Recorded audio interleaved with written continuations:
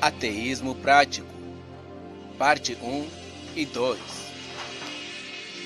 por Jonathan Edwards. O tolo diz em seu coração, não há Deus. Salmos 14, verso 1.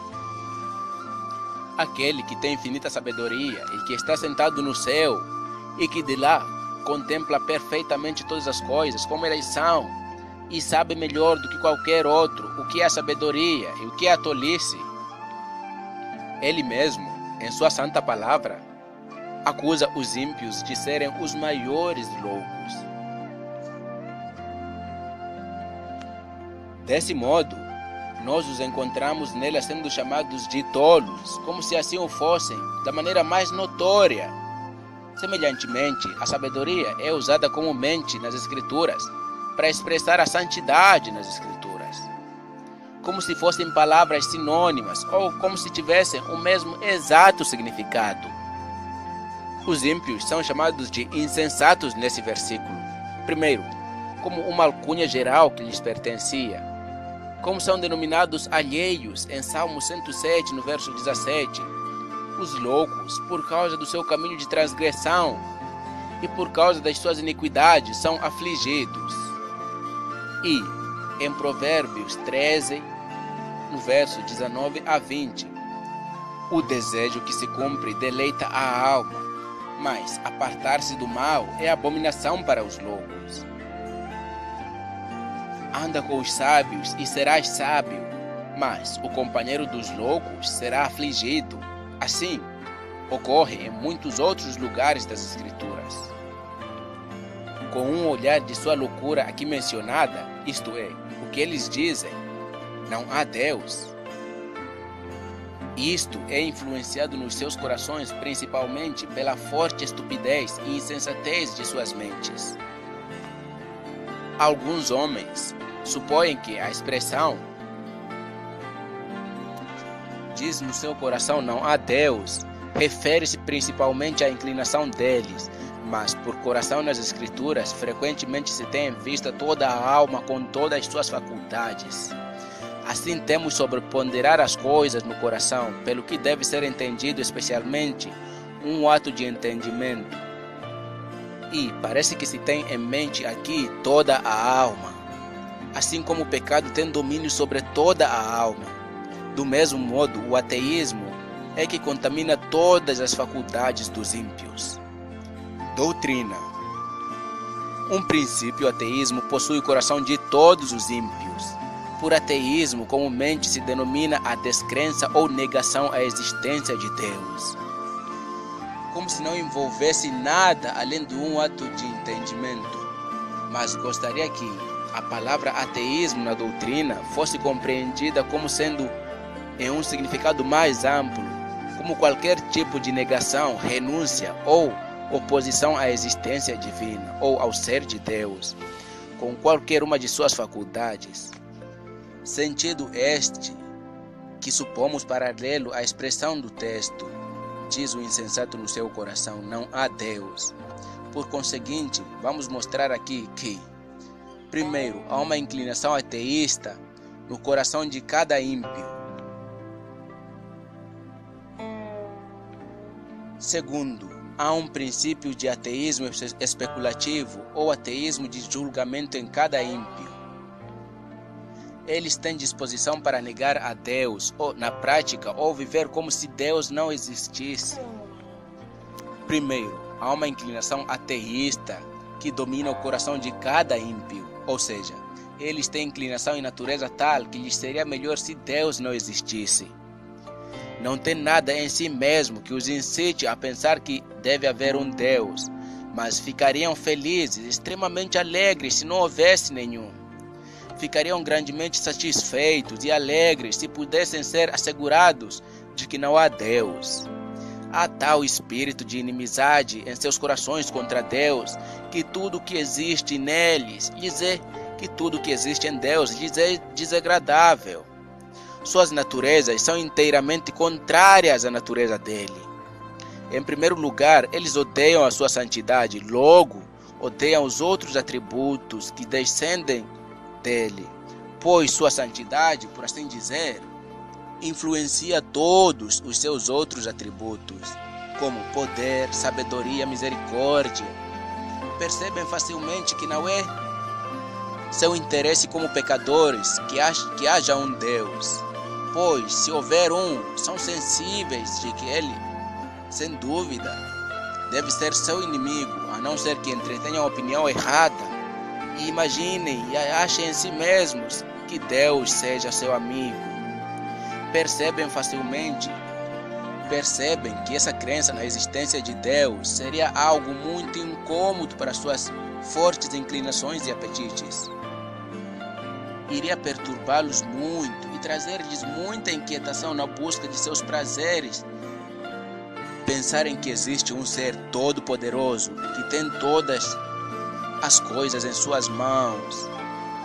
Um Deus que odeia perfeitamente o pecado e que tomará vingança contra ele.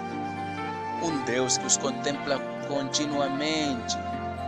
Sim, que os contempla continuamente e que vê os seus corações e todas as suas ações secretas. Os ímpios não têm nenhuma vontade de que as coisas sejam assim. Desejam de todo o coração de que aquelas coisas sejam de outra forma, de que não há um ser supremo para tomar conhecimento de todas as condutas e chamá-los a prestar contas. Têm eles disposição suficiente para destronar a Deus ou matá-lo, se isso estivesse em seu poder. Em segundo lugar, um princípio de ateísmo especulativo ou de julgamento possui o coração de todos os ímpios. A cegueira natural dos filhos dos homens se estende a ponto de escurecer seus entendimentos com relação à própria existência de Deus. Os juízos dos homens são naturalmente depravados. O princípio da descrença que está no coração se estende a tudo aquilo que seja divino e a toda religião. Não apenas são incrédulos com relação à suficiência da justiça de Cristo para satisfazer os seus pecados e recomendá-los a Deus, e com relação àquelas doutrinas divinas do Evangelho sobre a encarnação, mediação de Cristo, doutrinas essas que estão muito acima da natureza, mas têm em seus corações um princípio de descrença do primeiro princípio da religião natural. Aqui, em seguida, vamos observar as maneiras em que esse princípio se expressa. Mas primeiro vou observar que, enquanto haja esse princípio de ateísmo em todos os ímpios, é contudo questionável se já houve algum homem que foi capaz de se certificar de que não há Deus. Houve muitos achando que a crença na existência de Deus não iria ser adequada às atividades pecaminosas ou ajustar-se com os seus prazeres carnais. Trabalharam arduamente para se livrarem desse estorvo e para libertarem-se do jugo da religião e para aliviarem-se de todas as restrições e apreensões de um juiz supremo que os chamasse a prestar contas. Mas é muito questionável se houve alguns deles que até agora obteve sucesso a objetar ardilosamente com o propósito de se verem livres de todo o senso da existência de Deus, bem como dos temores, zelos e terríveis apreensões do seu ser. Ainda que as mentes de alguns sejam perversas e depravadas, estando cegas e enganadas por seus preconceitos pecaminosos e obstinados pelo orgulho, contudo, o estudo e raciocínio não são os caminhos que fazem os homens perfeitos ateus. Apesar de este ser o seu objetivo, ao se entregar a esta tarefa, a tarefa de aliviarem suas próprias mentes do fardo das preocupações a respeito de Deus. Mas o caminho mais provável para trazer os homens ao ateísmo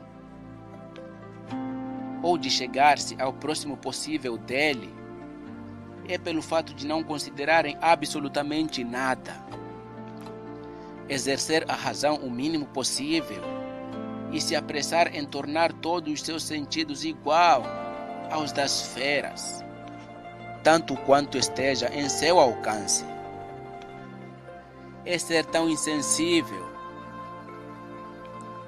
Assim, é ser tão insensível como os animais selvagens, estupidificar as mentes e obscurecer o entendimento com concupiscências carnais e bestiais o mais rápido possível. Esse é o caminho mais rápido para chegar-se ao ateísmo ou apoiar-se nele. Mas se os homens se puserem a estudar, ainda que seja com o propósito de criticar e objetar, contudo, não podem por esse caminho tornar-se cegos, uma vez que as suas evidências, as evidências da existência de Deus, hão de ser reveladas. As descobertas nesse sentido são tão numerosas e óbvias que é muito difícil para um homem desviar o olhar delas ou cegar a si mesmo para que não as veja. E as evidências são tão diretas que é difícil raciocinar de tão errado, a tal ponto de não haver dependência que a conclusão tem das premissas. Apesar de haver um princípio de ateísmo no coração de todos os ímpios, também há faculdade natural da razão, e aquela nunca pode prevalecer contra esta a ponto de impedir o seu exercício,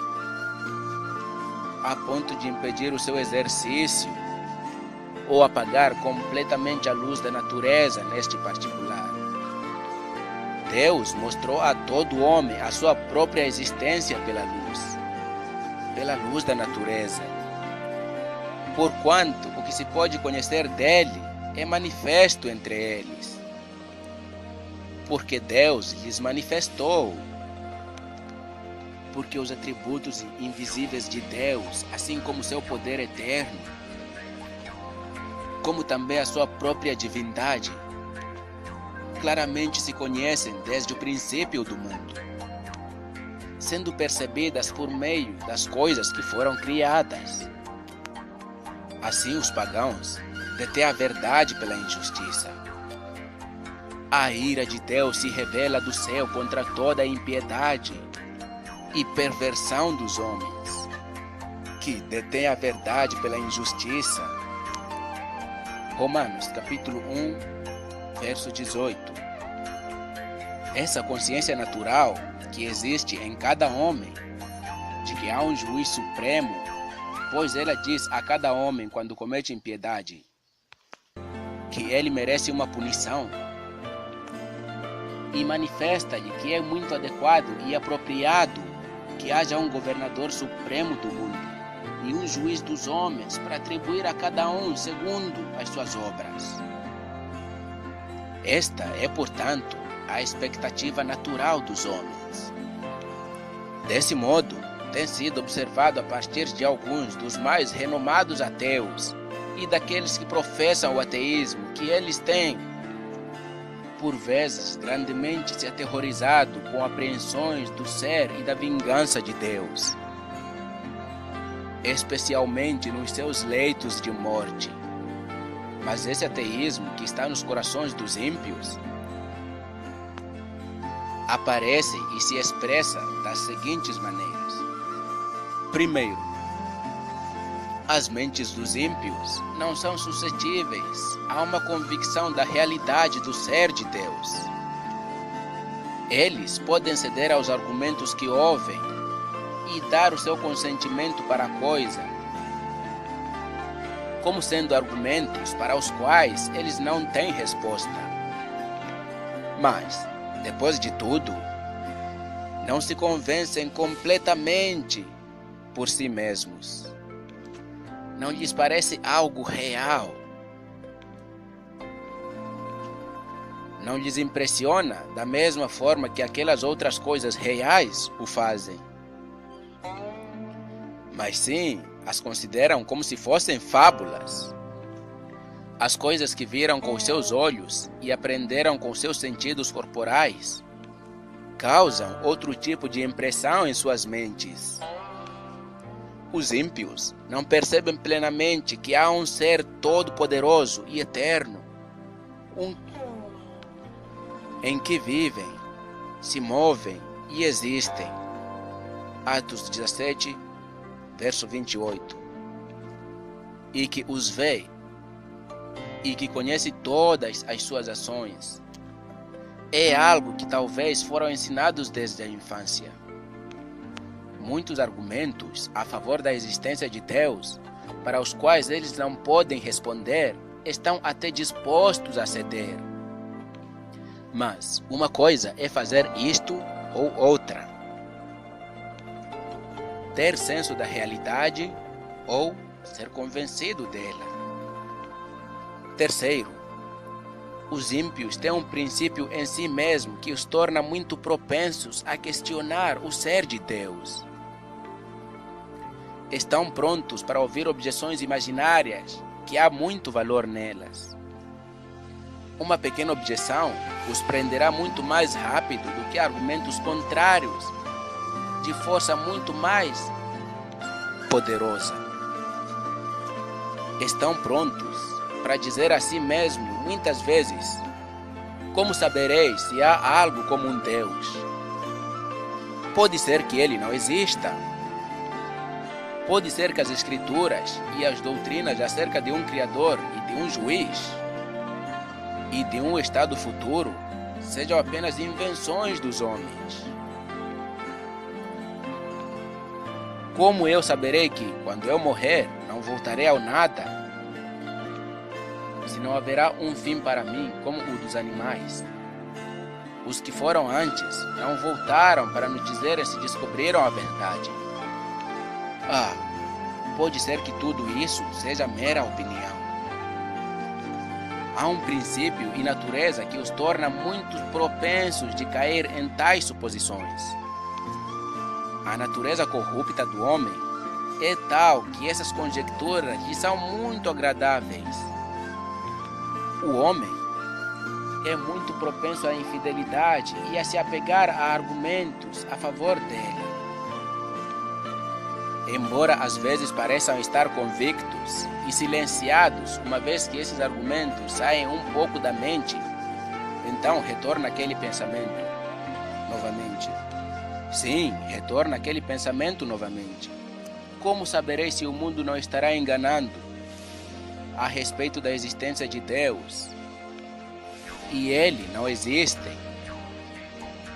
Enquanto isso, há muitas pessoas no mundo que gostam de objeções capciosas e ouvem alguns que abertamente negaram e renunciaram à existência de Deus. E outros que, não tendo ido tão longe, negaram que tenha a ver, negaram que tenha a ver algo em relação ao governo do mundo, ou que ele se preocupe com os assuntos da humanidade. Houve aqueles que assim renunciaram, o que é a mesma coisa com a negação da existência de Deus. Você ouviu um sermão de Jonathan Edwards. Copie Estandarte de Cristo, parte